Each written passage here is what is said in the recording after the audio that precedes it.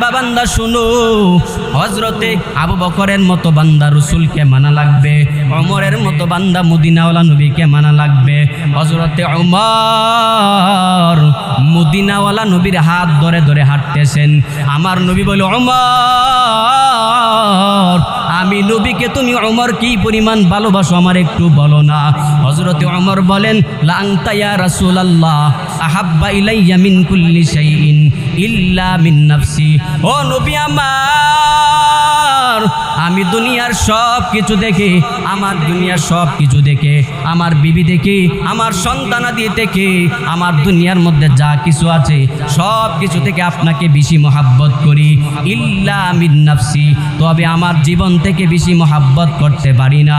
আমার নবী বলে, ওমর মুমিনে কামেল হওয়ার জন্য এতটুকু ভালোবাসা যথেষ্ট হবে না।